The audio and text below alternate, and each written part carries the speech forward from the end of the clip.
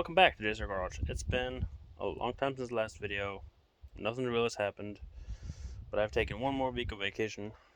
Last vacation I had was to fix the Granada back there. Put that back on the road. It's now running.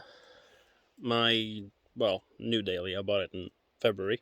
The 940, the Cortina, they're all here. Escort is always up there.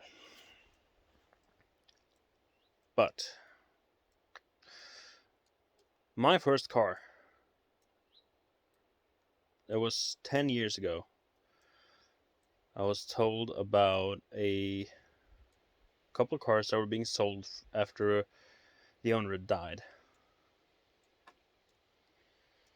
And it was a 70s Chevy Caprice and a 70 Dodge. Well, 70s Dodge.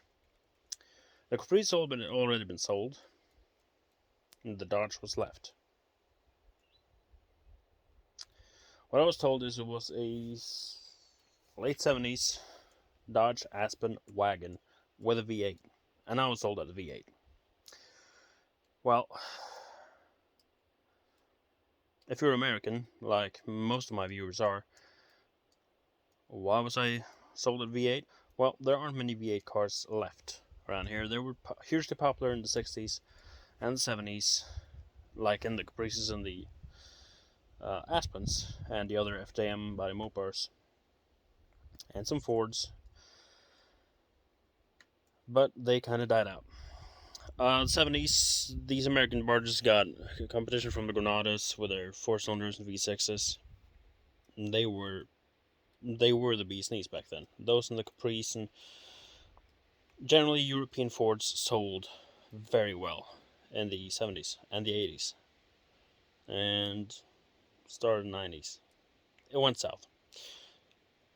So in the 70s, if you bought a car here in Norway, you would most likely have bought either a Volvo or a Ford from a European manufacturer of a European manufacturer, or you could have gone for a bigger American thing, like my 77 Aspen.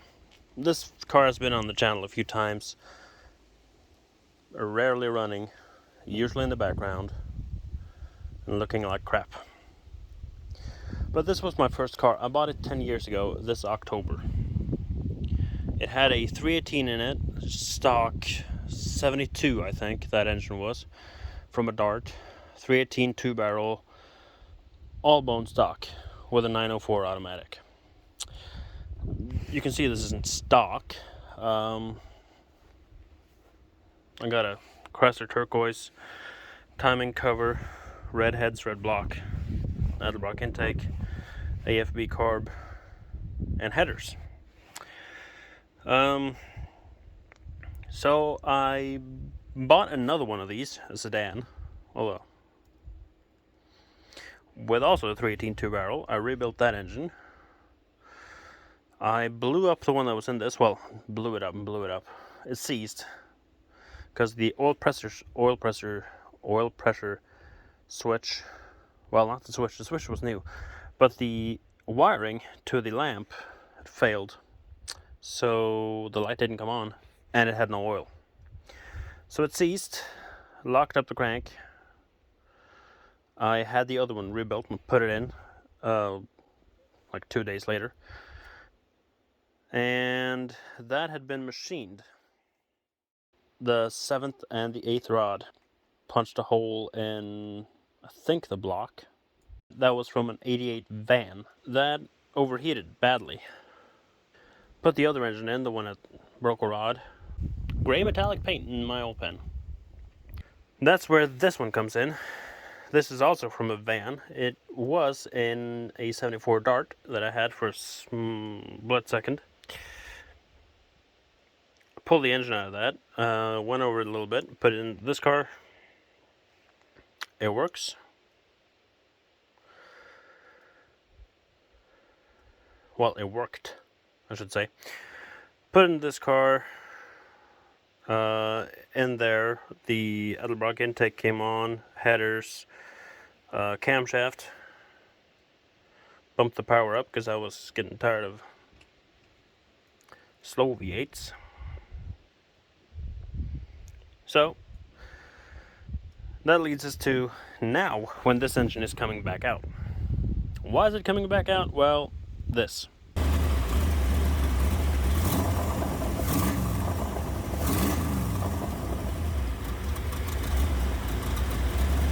Zero oil pressure at idle. So this spring, well, winter, spring, I decided I'm going to do something about this, and I need a kickdown, so I ordered a kickdown cable on Amazon. I ordered a rebuild kit for the Carter AFB and an oil pressure gauge, because I figured oil pressure has killed pretty much all of my engines. Might be time to start checking it after 10 years. So I put the gauge on it and it showed 0 at idle. Rev it up and it shows a little bit more. That's not good. So the engine is coming out so I can inspect the oil pump and the bearings. I have a feeling this block might not be coming back in. Yeah. So that's where I am now. I'm tearing this thing apart. I've already gotten front accessories off, radiators out, the headers are unbolted from the engine, the wiring is off of it, the hoses are off. I've done the top bolts on the bell housing, accelerator cable. So everything that's still left attached here is just attached to the engine itself. So we got engine mount bolts left, and then what's left then? Yeah, some more transmission bolts on the converter. But yeah, I'm gonna tear into those, get this engine back out of this car. Well, done a couple more things. The hood's off, the car's jacked up, sitting on its own 2 wheels. Engine mounts are loose, tools are falling down. Torque converter bolts are out, and all except one of the bell housing bolts are out. I'll need to pull the oil filter to get to that one, because it is, well, the oil filter is down there and the bolt is right behind it. So I'll have to pull the filter, then the bolt, then bolt the chain up to the engine and try to lift it out.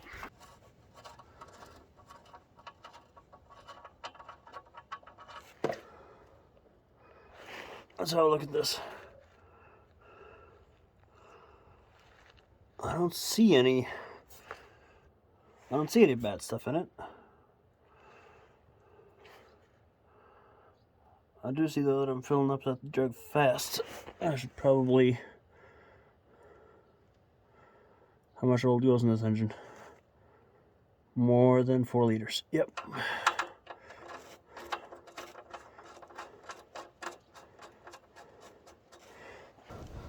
Alright, so the drain pan's emptied back out, and I'll drain the last little bit. I don't remember how much oil this engine takes, but it's more than 4 liters at least.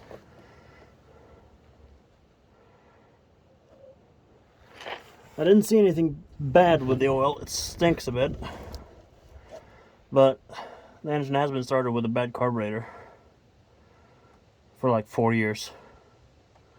I start it at least once a year, just to make sure everything rotates, gets lubed, and doesn't seize. But with a bad carb, it has dumped fuel into it, and I've had trouble starting it, and I've flooded it, and yeah.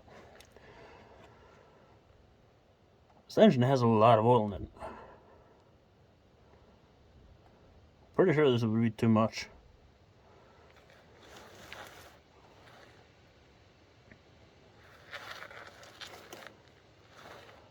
Pretty close. I can drain 8 liters out of this thing now. I don't think it took 8.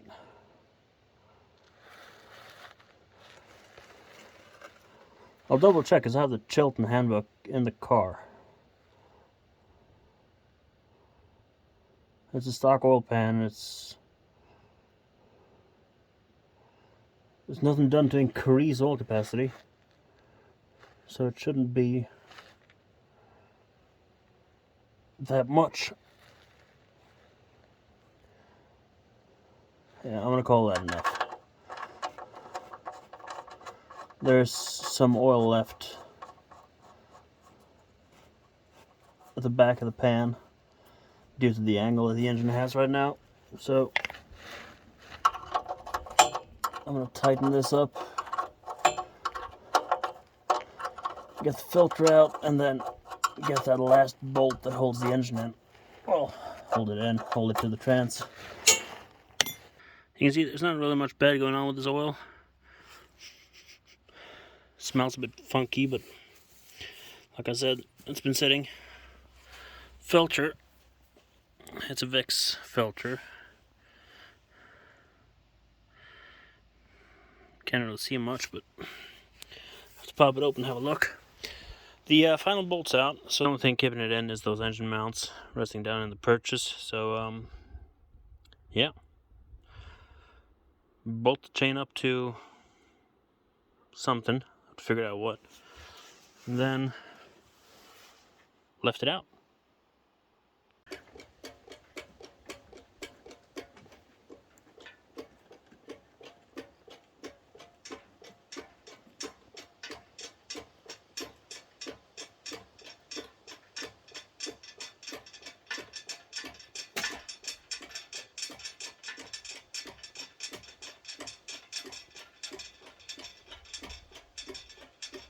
Well, there you go. It's out of the car. So this is a well-spent 318.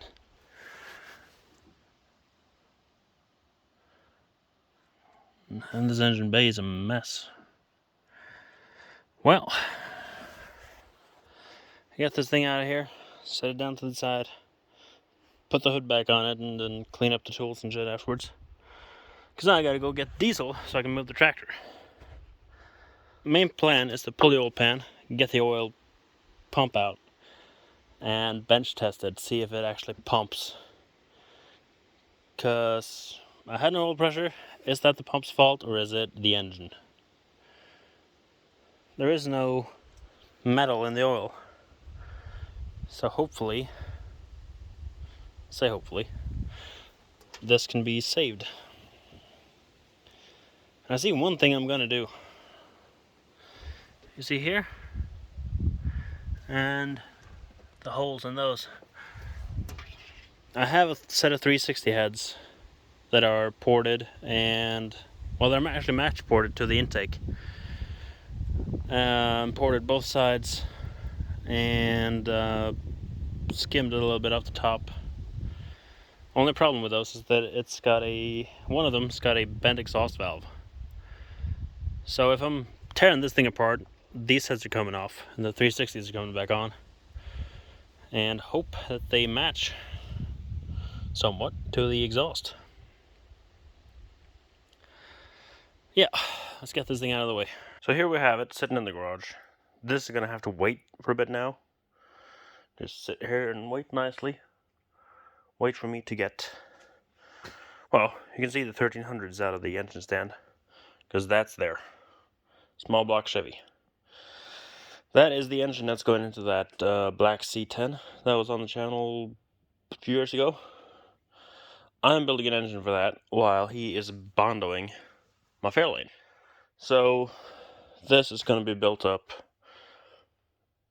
It's not going to have a huge gain in horsepower. It's just going to be perhaps 100 more. It's just going to be a mild little small block. This is the opposite. Can't really push much more out of this thing without really getting into it. Well, not with these heads. The heads that are under the bench there, those are the ones I'm going to have back on because they're 360s, like I mentioned. So, with this little small block Chevy, I've disassembled it completely, as you can see. Honed the cylinders with a dingle ball and just put some grease on it to stop it rusting, because it's probably going to sit here a while before we get parts. This engine we're going to put together in in stages. We're going to do piston rings, rod bearings, and crank bearings first, Then step 2 will be cam lifters, timing set. Probably start with gaskets at that point, put the timing cover on. Then we're going to do high volume oil pump. Maybe put a high pressure spring in that pump. Go over the heads. Get a new intake, port the intake and the heads together and the headers that are on the car. But which parts we're going to get, we're not sure yet. We're going to get to that when we get there. But we'll see what actually happens, what parts we end up using on this. Kind of looking into camshaft now to try to figure out which one we want, but I got more stuff to do, and we don't need a cam yet. This is going to stay here for a while until I figure out what's wrong with it. Maybe I'll disassemble the top end of it first and then lift it up into the engine's den when that Chevy's out of it. In the meantime, we're going to be working on this, laying down some filler on this thing.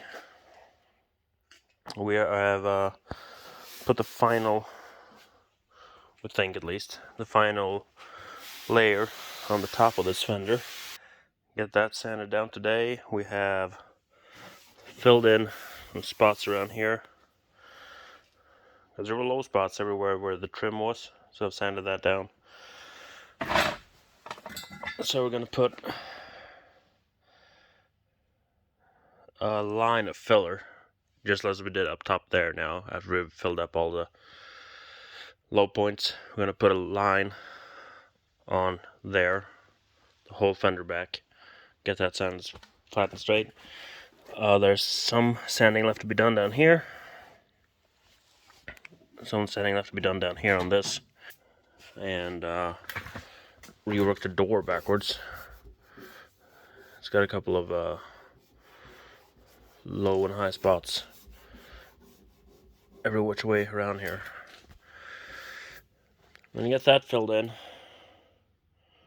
and I discovered yesterday we were working on this, found a rust hole down in the bottom of the door, so that's gonna have to be repaired. So we're just gonna do the filler on here and leave the bottom of the door for when we do the wheel arch, and just try to do the top of the doors and the fender today, well, hopefully, and see how far we can get with this. But yeah, that's what's happening. Quite a bit to do, but that is it for this time. Thank you very much for watching. You can like, comment, and subscribe down below, and I look forward to seeing you in the next video. Take care.